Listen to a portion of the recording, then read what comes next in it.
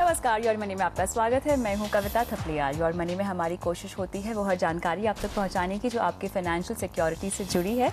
आज हमारा फोकस है इंश्योरेंस पर। सवालों के जवाब देंगे myinsuranceClub.com के को-फाउंडर मनोज असवानी। आपका स्वागत है मनोज। शुक्रिया।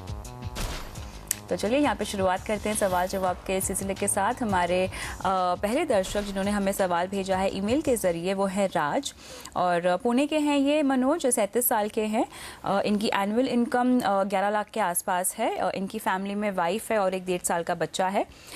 जो गोल्स हैं इन्होंने अपने लाइंड अप किए हैं वो है अपने रिटायरमेंट और अपने बच्चे की पढ़ाई का गोल है इनका। और करंट इन्वेस्टमेंट ये कर रहे हैं SIP 20,000 रुपये हर महीना अपने फंड्स में, जो पोर्टफोलियो हालांकि उन्होंने दिया नहीं है। इनके पास एक होम लोन है जिसके लिए 21,000 रुपये मंथली इनकी EMI जाती है, और इसके अलावा इनके पास अलग से 10 लाख रुपए कैश पड़ा हुआ है।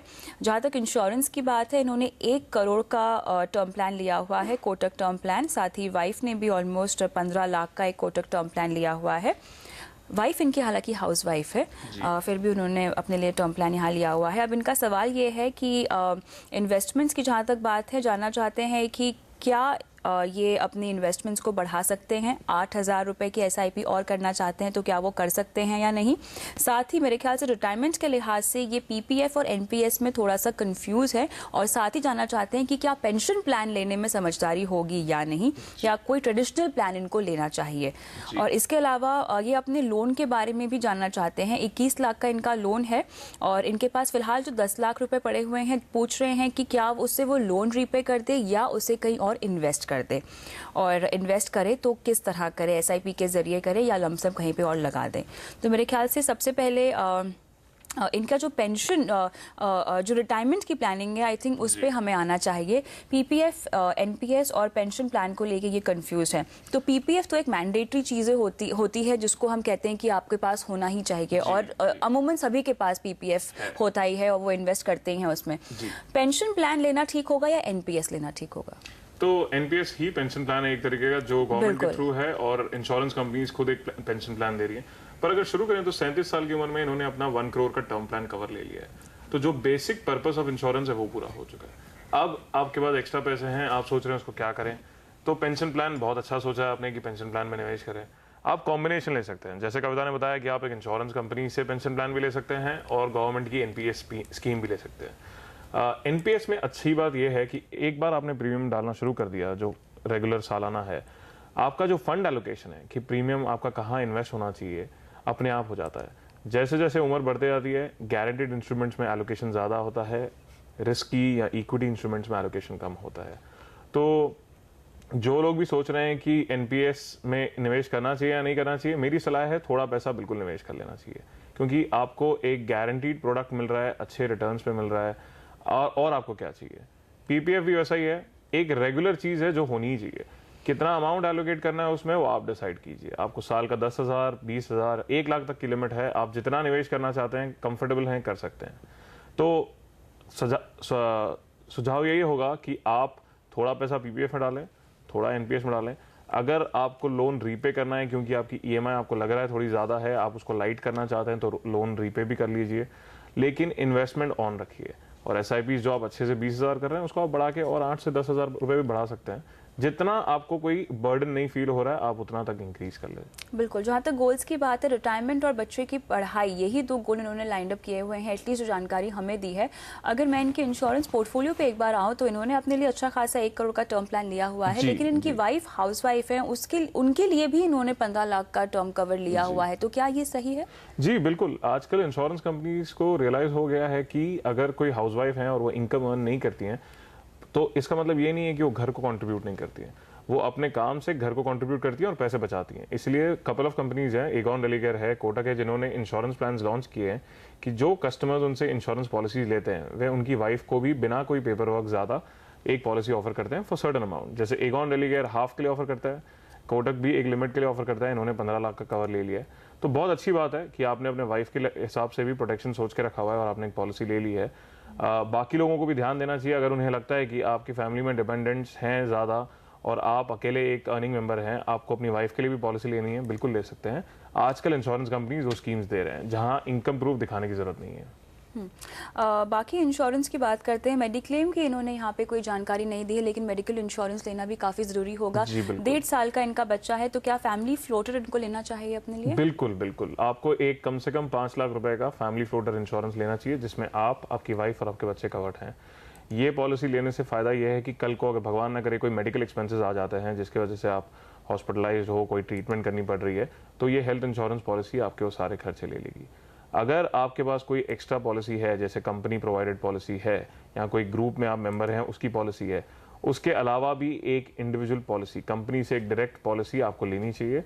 चाहे वो आप अपने लिए अलग और अपनी वाइफ के लिए अलग लेते हैं या एक फैमिली फ्लोटर लेके तीनों घर के मेंबर्स को कवर करते हैं, वो आपके ऊपर है बजट के हिसाब से, पर एक डायरेक्ट रिलेशनशिप इंश्योरेंस कंपनी के साथ होना बहुत अच्छा होता है। मनोज, अक्सर हमें इस तरह के सवाल आते हैं कि हमारी इन्वेस्टमेंट तो अच्छी खासी है, हम करते हैं, तो हमें टर्म प्लान लेने की क्या ज़रूरत है? हमारे बाद इन्वेस्ट किए हुए पैसे ही तो हमारे परिवार के काम आएंगे, तो ऐसे में टर्म प्लान लेना क्यों ज़रूरी होता है? तो आप पहले इन्वेस्टमेंट को देख लीजिए। आप जब भी इन्वेस्टमेंट के लिए कोई बजट बनाते हैं तो आपको 10%, 20% कितना ज़्यादा से ज़्यादा मिलेगा, और ये तब मिलेगा जब आप इन्वेस्ट करते रहोगे रेगुलरली। पर अगर बीच में ही कुछ हो गया, सडनली कुछ इमरजेंसी आ जाती है या कुछ अनफॉर्चुनेट इंसिडेंट हो जाता है, तब फैमिली मेंबर्स का क्या होगा? आपने ये सोच के रखा है कि आप 20 साल तक जी रहे हो, इन्वेस्ट करते जा रहे हो, अच्छे रिटर्न्स आते जाएंगे, घर में इनकम भी आ रही है, पर टर्म प्लान को उस हिसाब से देखा जाता है कि कल को अगर एक ही दिन में कुछ हो जाता है, कोई भी अनफॉर्चुनेट चीज़ बोल के नहीं आती है, तब फैमिली कहाँ जाएगी? इमीडिएट लिक्विडिटी कहाँ से आएगी? कोई लोग तो ये भी कहते हैं कि अभी मेरे बच्चे बड़े हो जाएंगे, इंडिपेंडेंट हो जाएंगे, अपना कमाना शुरू कर देंगे, पर वो एक टाइम गैप भी तो होता है, उनको शायद 1 साल लगे, 2 साल लगे, 5 साल लगे।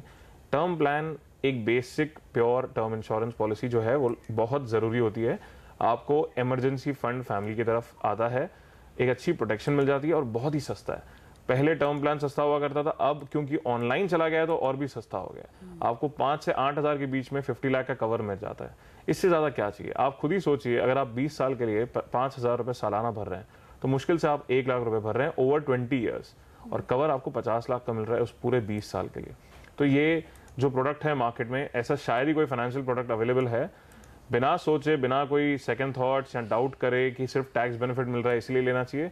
फैमिली के फाइनेंशियल सिक्योरिटी के लिए टर्म प्लान बिल्कुल मस्ट है, आपको सभी को ले लेना चाहिए। चलिए, इसी के साथ फिलहाल योर मनी में वक्त है एक ब्रेक का, लेकिन अगर आप भी हमसे कोई सवाल पूछना चाहते हैं जो कि म्यूचुअल फंड से जुड़ा हुआ हो, इंश्योरेंस से जुड़ा हुआ हो, क्रेडिट कार्ड, लोन से जुड़ा हुआ हो, तो हमें अपने कॉन्टैक्ट नंबर के साथ अपना सवाल भेजिए mf@moneycontrol.com पर। साथ ही फेसबुक पर भी आप हमारे पेज पर सवाल पोस्ट कर सकते हैं और योर मनी के पुराने एपिसोड्स भी वहाँ देख सकते हैं।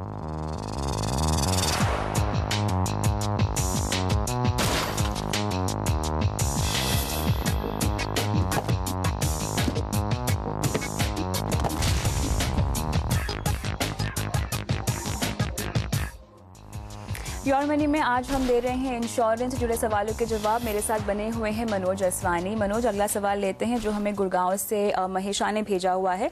इनके पास 3 LIC की पॉलिसी है। पिछले 8-10 साल से उन्होंने ये पॉलिसी अपने पास ली हुई है, रखी हुई है लेकर। रिसेंटली ये कह रहे हैं कि इन्हें एक एजेंट का कॉल आया था जो कि अपने आप को इंश्योरेंस सर्विस मैनेजर एजेंट बता रहा था, और IRDA की तरफ से उनको कॉल गया था, और उन्होंने कहा है कि उन्हें अपनी LIC पॉलिसी पर एक NOC लेना होगा ताकि उनको जितना भी बोनस मिलता है उनकी पॉलिसी पर वो डायरेक्टली मिल सके। यानी अगर आपको बोनस चाहिए तो आपको ये NOC अपनी पॉलिसी के अगेंस्ट लेना होगा। तो इन्होंने एक तो उस कॉल को पहले इग्नोर कर दिया। उसके बाद ये कह रहे हैं कि इससे 2 महीने पहले भी उन्हें इसी तरह का कॉल आया था, जब उन्होंने उन्होंने अटेंड नहीं किया, एंटरटेन नहीं किया, लेकिन जब उन्होंने अपने बोनस का स्टेटस चेक किया जो उनको पॉलिसी पर मिलता है, तो पहले तो वो बोनस 0 दिखा रहा था, लेकिन उसके बाद जितना उनको बोनस मिलना चाहिए था, जो कि करीब 1 लाख रुपीस का था, उससे कम उनको मिला, जो कि 87,000 के आसपास का था। तो अब इनका सवाल योर मनी से ये है कि क्या इस तरह की कॉल्स आती हैं या नहीं, और अगर आती हैं तो क्या बोनस से इसका कोई रिलेशन होता है या नहीं? आप सभी सुन लीजिए कि कोई भी इंश्योरेंस कंपनी, IRDA या इंश्योरेंस का कोई भी डिपार्टमेंट आपको कॉल करके फ़ोन पे आपकी पॉलिसी को कंट्रोल नहीं कर सकता। अगर आपने कोई पैसा या कोई बोनस क्लेम नहीं किया है तो वो इंश्योरेंस कंपनी के पास ही पड़ा होगा। IRDA जो इंश्योरेंस रेगुलेटर है इंडिया का, वो भी आपकी पॉलिसी को कंट्रोल नहीं करता, आपका बोनस उसमें डिसाइड नहीं करता कि कितना देना है, कितना नहीं देना है, या कितना कॉन्फिस्केट कर देना है।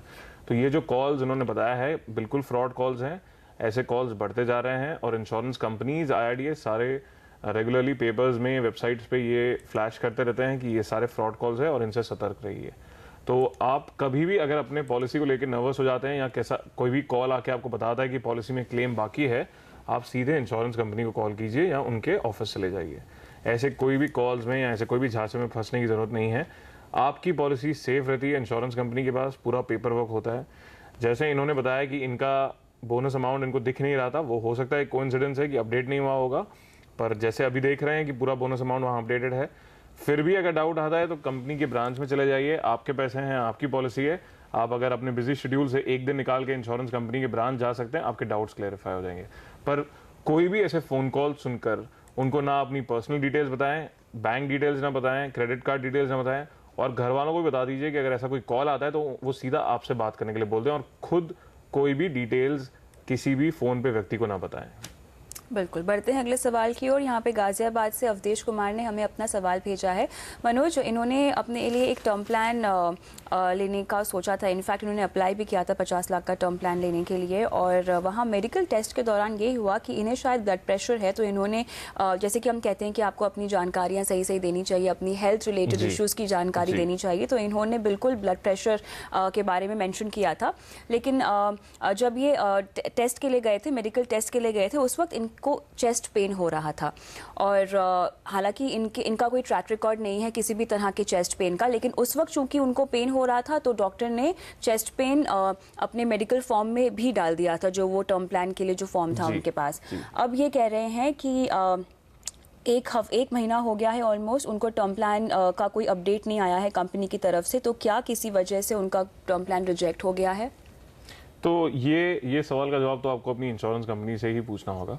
पर हम सभी को बता देते हैं कि ऑनलाइन प्लान जो लॉन्च कर रही है इंश्योरेंस कंपनीज, वो आपके सहूलियत के लिए कर रही है। अगर इंश्योरेंस कंपनी आपकी सहूलियत के लिए एप्लीकेशन फॉर्म ऑनलाइन बना रही है, उसमें सारे सवाल आप सही जवाब दीजिए, क्योंकि रिस्पॉन्सिबिलिटी भी आपकी है। रिस्पॉन्सिबिलिटी आपकी बढ़ जाती है क्योंकि आप ही ने वो सवालों का जवाब दिया है। तो जैसे आपने बताया कि आप मेडिकल टेस्ट पे गए थे और तब आपको वो चेस्ट पेन हुआ था, तो मेडिकल टेस्ट भी इसीलिए किया जाता है आइडेंटिफाई करने के लिए कि कोई बीमारियां हैं जो कस्टमर्स को खुद नहीं पता हो सकती है, कोई होंगी जो एप्लीकेशन फॉर्म भरने के बाद शायद जनरेट हो जाती है। तो ये सारे डाउट्स क्लेरिफाई करने के लिए इंश्योरेंस कंपनी एक आपसे एप्लीकेशन फॉर्म के वक्त मेडिकल क्वेश्चंस पूछती है ताकि उनको आपकी हिस्ट्री पता चले, और मेडिकल टेस्ट भी करती है। ये दोनों रिपोर्ट्स, आपका एप्लीकेशन फॉर्म और मेडिकल रिपोर्ट, जब इंश्योरेंस कंपनी के अंडरराइटर के पास जाता है, फिर वे डिसाइड करते हैं कि पॉलिसी का क्या करना है। जैसे तैसे वो पॉलिसी को अप्रूव करना है, प्रीमियम बढ़ा के अप्रूव करना है, या पॉलिसी को रिजेक्ट करना है। तो आपके साथ भी ऐसे ही 3 डिसीजन में से एक डिसीजन लिया जाएगा। या तो पॉलिसी अप्रूव होगी, या तो प्रीमियम बढ़ा के अप्रूव होगी, या तो रिजेक्ट होगा। आपको बस अपनी इंश्योरेंस कंपनी को फोन करना है, या उनके पास एक ईमेल आईडी ऑनलाइन पॉलिसीज के लिए अलग से होता है, उस पर आपको मेल करना है और वो आपको जवाब दे देंगे। आई एम सरप्राइज इनको अभी तक जवाब नहीं आया, क्योंकि मोस्ट ऑफ द कस्टमर्स को इमीडिएटली एक हफ्ते के अंदर फ्रॉम मेडिकल टेस्ट एक मेल आ जाता है कि आपकी पॉलिसी का स्टेटस ये है। सारी कंपनीज ने ऑनलाइन कस्टमर्स के लिए एक अलग ईमेल आईडी बना के रखा हुआ है और एक अलग सेल्स टीम रखी हुई है, ताकि प्रोसेस जल्दी हो। तो आप एक बार अपनी कंपनी को कॉल करके देखिए, शायद जवाब तुरंत मिल जाएगा। रिजेक्शन के किस तरह के सिनेरियोज होते हैं? रिजेक्शन के सिनेरियोज ये होते हैं कि अगर ऑनलाइन कस्टमर, देखिए आप सोचिए कि ऑनलाइन पॉलिसीज इतनी सस्ती क्यों बनाई गई है, क्योंकि उन्होंने एक कस्टमर प्रोफाइल एस्टिमेट किया हुआ है कि ये कस्टमर्स हैं जिनकी मेडिकल कंडीशंस अच्छी होती हैं, यंग एज होती है और खुद एजुकेटेड हैं, तो खुद क्वालिफाइड हैं। तो उन्होंने प्रोफाइलिंग बहुत अच्छे से की हुई है। उनको लग रहा है कि ये कस्टमर्स अच्छे प्रोफाइल हैं, लो रिस्क हैं, इसलिए लो प्रीमियम ऑफर करते हैं। अब जो उन्होंने अपना डेफिनेशन दिया हुआ है रिस्क का ऑनलाइन पॉलिसीज के लिए, अगर कस्टमर्स की जो रिस्क एपेटाइट उनकी लग रही है कि बढ़ते जा रही है, तो वे उस कस्टमर को रिजेक्ट कर सकते हैं, क्योंकि वो कस्टमर उनके ऑनलाइन पॉलिसी के लिए एलिजिबल नहीं है। दूसरी पॉलिसीज के लिए बिल्कुल वो ऑफर कर सकते हैं, पर ऑनलाइन पॉलिसीज के लिए उन्होंने थोड़े स्ट्रिक्ट क्राइटेरिया, मेडिकल के, एज के और बहुत सारे क्वालिफिकेशन डिटेल्स बनाए हुए हैं। प्रीमियम जब बढ़ता है तो कितने % से बढ़ता है, और फिर क्या क्या बातें आपको ध्यान में रखनी पड़ेंगी? हर एक कंपनी के जो लोडिंग परसेंटेज कहते हैं प्रीमियम बढ़ाने के परसेंटेजेस को, हर एक कंपनी के अलग अलग होते हैं लोडिंग परसेंटेज, पर ज़्यादा नहीं होते हैं, 10%, 20%, 25%, क्योंकि वो भी जानते हैं कि अगर ज़्यादा परसेंटेज से जंप कर दिया तो कस्टमर्स अपसेट हो जाएंगे और बुराइयां भी करना शुरू करेंगे। तो वो लोग जो अपना एस्टिमेशन बनाते हैं प्रीमियम का, वो एक्यूरेट रखने की कोशिश करते हैं और लोडिंग परसेंट 10 से लेकर 25% के बीच में रेंज करते हैं। इसी के साथ अगर कोई विदेश में रह रहा हो और उनको टर्म प्लान चाहिए तो उसके लिए क्या प्रोसीजर होगा? मनोज, बिल्कुल, कंपनीज ने अपने वेबसाइट पे एनआरआई के लिए एक अलग डिवीजन बनाया हुआ है। हर कंपनी के पास एक एनआरआई सेक्शन है। आप जाके अपने सिर्फ डिटेल्स एंटर कर दीजिए, कॉन्टैक्ट डिटेल्स, कंपनी के रिप्रेजेंटेटिव्स आपसे कनेक्ट कर लेते हैं। बहुत कंपनीज ने मेडिकल टेस्ट उसी देश में अरेंज करने के लिए भी सुविधाएं रखी हुई हैं, ताकि आपको इंडिया आके वापस मेडिकल टेस्ट करने की जरूरत नहीं है। तो बहुत अच्छे फैसिलिटीज ऑफर्ड हैं एनआरआई कस्टमर्स के लिए। कपल ऑफ कंपनी जैसे LIC खुद के एनआरआई सेल बहुत अच्छे हैं, HDFC लाइफ का है, कोटक लाइफ इंश्योरेंस कंपनी के हैं। सो बहुत कंपनीज ने अपने एनआरआई कस्टमर्स को बहुत अच्छे से ट्रीटमेंट करने के लिए बहुत अच्छा प्रोसेस बनाया हुआ है। चलिए, तो ये तो बात हुई है टर्म प्लान की, लेकिन फिलहाल वक्त है एक ब्रेक का। लेकिन ब्रेक पर जाने से पहले आपको बता दें कि आप भी अपने सवाल हमें भेज सकते हैं अपने कॉन्टैक्ट नंबर के साथ mf@moneycontrol.com पे। साथ ही फेसबुक पर हमारा जो पेज है वहाँ पे भी आप अपने सवाल पोस्ट कर सकते हैं अपने कॉन्टैक्ट नंबर के साथ, और योर मनी के पुराने एपिसोड्स भी देख सकते हैं।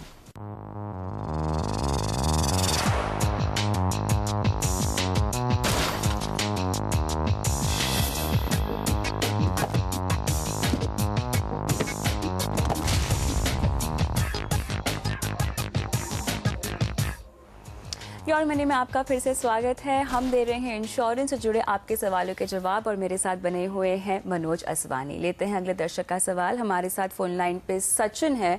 नमस्कार सचिन, बताएं कहाँ से बोल रहे हैं आप, क्या करते हैं? इंदौर से बोल रहा हूँ। अच्छा, कुछ बताइए अपने बारे में। आपकी उम्र क्या है? आपकी सालाना आय क्या है? मेरी उम्र 28 साल है और मैं एक सैलरीड पर्सन हूँ, और मेरी सालाना इनकम 3.7 लाख है। और इसके लिए मुझे एक टर्म प्लान चाहिए था, जो कौन सा मेरे लिए चीपेस्ट रहेगा या। ठीक है, आपने कुछ रिसर्च की हुई है? हाँ, मैंने कुछ प्लान्स देखे थे। मैक्स लाइफ का एक मैंने देखा था, और HDFC का क्लिक टू प्रोटेक्ट देखा था। और मुझे ये भी पूछना था, मैक्स लाइफ में एक और उन्होंने मुझे प्लान बताया था, मैंने ऑनलाइन सर्च करा था, तो उनमें उसमें कुछ इनकम प्लान भी था। तो मुझे सिर्फ प्योर टर्म प्लान लेना चाहिए या उस प्लान पे मैं मूव कर सकता? जरूर सचिन, आपके ऊपर फाइनेंशियली डिपेंडेंट कोई है? हाँ। ठीक है, ठीक है। चलिए, तो यहाँ पर इनको एक अच्छा सा टर्म प्लान हम रेकमेंड करते हैं। सबसे पहली बात तो आप सिर्फ 28 साल के हैं और आपने अपने लिए टर्म प्लान लेने के बारे में सोचा है, गुड स्टार्ट। और इन्होंने रिसर्च भी अच्छी खासी की हुई है। मनोज, आजकल टर्म प्लान्स के बारे में इतना बज़ है मार्केट में कि बहुत लोगों ने इंक्रीजिंगली सुना है life insurance, online term plans के बारे में। तो एक इंक्विजिटिवनेस होती है, एक एक्साइटमेंट होती है कि देखें है क्या, और लोग फिर ज़्यादा रिसर्च कर लेते हैं और डिसाइड कर लेते हैं कि चलो खरीद लें। तो अच्छी बात है सचिन, आपने भी ऑलमोस्ट शॉर्टलिस्ट कर लिया है कौन सी कंपनीज आप शॉर्टलिस्ट कर देख रहे हैं। तो HDFC life I think one of the best selling term plans है मार्केट में, क्योंकि ब्रांड पुल ज़्यादा अच्छा है, उनका क्लेम रेशियो ज़्यादा अच्छा है। आपने भी ऑब्जर्व किया है कि हाई क्लेम रेशियो में HDFC का नाम ज़्यादा ऊपर आता है। तो प्रीमियम थोड़ा ज़्यादा है, लेकिन कंपनी और ब्रांड और क्लेम रेशियो को देखते लोग उसे कंसिडर करते हैं। मैक्स लाइफ ने कुछ ही महीनों पहले अपना प्लान लॉन्च किया है, ऑनलाइन टर्म प्लान। मैक्स की भी क्लेम रेशियो बहुत अच्छी है, सर्विस में उनका भी नाम बहुत ऊपर लिया जाता है। तो आप दोनों में से जो भी आपको पसंद आए चूज कर सकते हैं। दोनों ब्रांड्स अच्छे हैं, पॉलिसीज अच्छी हैं, क्लेम रेशियो भी अच्छा है। प्रीमियम मैक्स का थोड़ा कम है। मैक्स का जो टर्म प्लान है उसमें वेरिएंट्स हैं। टर्म प्लान में आपको मैच्योर डेथ बेनिफिट में पूरा अमाउंट फैमिली को दिया जाता है, वो हो गया बेसिक टर्म प्लान जो हो गया। अब इंश्योरेंस कंपनीज थोड़ा अलग वेरिएंट लॉन्च करने के इरादे से इस पॉलिसी में, मैक्स के पॉलिसी में एक वेरिएंट है जहां पे फैमिली को लमसम तो मिलेगा ही, और कुछ सालों के लिए हर साल एक रेगुलर इनकम भी मिलेगी। तो आपने जो सोचा है कि ये इनकम प्लान है वो अलग नहीं है, वो टर्म प्लान ही है। इतना ही है कि बेनिफिट दो तरीके के हैं, एक जो आपको लमसम मिलेगा, दूसरा जो सालाना आते रहेगा आपकी फैमिली को। तो इस प्लान के लिए प्रीमियम थोड़ा ज्यादा हो जाएगा। अगर आप कंफर्टेबल हैं कि थोड़ा ज़्यादा प्रीमियम देके आप ये एक्स्ट्रा फीचर लेना चाहते हैं अपनी पॉलिसी में, तो बिल्कुल मैक्स का प्लान ले सकते हैं। अगर आप चाहते हैं कि एक basic pure vanilla term plan चाहिए, तो आप उसका जो बेसिक वेरिएंट है वो ले सकते हैं। मनोज, यहाँ पे टर्म प्लान लेने से पहले क्लेम सेटलमेंट रेशियो कंसिडर करना कितना जरूरी होता है? क्लेम सेटलमेंट रेशियो जरूरी नहीं है, ऐसा नहीं है, पर जिस तरीके से लोग एक नंबर देखते हैं क्लेम सेटलमेंट रेशियो का और फिर डिसाइड करते हैं कि ये कंपनी अच्छी है और ये कंपनी खराब है, वो थोड़ा गलत हो जाता है। अगर किसी कंपनी का क्लेम रेशियो 80% है या उसके नीचे है, इसका मतलब ये नहीं कि वो खराब है। बहुत सारे रीजंस होते हैं, बहुत सारा कॉम्प्लिकेटेड कैलकुलेशन जाता है क्लेम रेशियो डिसाइड करने में। तो यस, HDFC जिनका 96% है, LIC, ICICI जिस भी कंपनी का 96% है, वो बहुत अच्छा है, पर वो क्योंकि वो कंपनी इतने सालों से मार्केट में हैं, उनके इतने कस्टमर्स हैं, तो इसलिए क्लेम रेशियो कंसिस्टेंट रहता है, अच्छा रहता है। नए कंपनीज हैं, उनका क्लेम रेशियो थोड़ा कम रहता है क्योंकि उनका पोर्टफोलियो, उनका जो कस्टमर बेस है बहुत छोटा है, बहुत कम है। तो सिर्फ क्लेम रेशियो को आइसोलेट करके मत देखिए, कंपनी का ब्रांड देखिए, आपको जो पॉलिसी का प्रीमियम आ रहा है वो देखिए, और क्लेम रेशियो इकट्ठा मिला के देखिए, आपको जो पसंद है आप बिल्कुल ले सकते हैं वो। चलिए सचिन, आप हमारे साथ फोन लाइन पे हैं, तो आपका और कोई सवाल है? नहीं मैम, थैंक यू। चलिए जल्द से जल्द अपने लिए एक टर्म प्लान ले लीजिए। इसी के साथ बहुत बहुत शुक्रिया मनोज आज शो पर आने के लिए। और योर मनी में इतना ही, लेकिन जाने से पहले आपको बता दें, अगर आपका भी कोई सवाल हो म्यूचुअल फंड से जुड़ा हुआ, इंश्योरेंस, लोन या क्रेडिट कार्ड पर, तो आप अपना सवाल हमें अपने कॉन्टैक्ट नंबर के साथ mf@moneycontrol.com पर भेज सकते हैं। साथ ही हमारे फेसबुक के पेज पर अपना सवाल पोस्ट कर सकते हैं कॉन्टैक्ट नंबर के साथ, और योर मनी के सारे एपिसोड्स भी देख सकते हैं।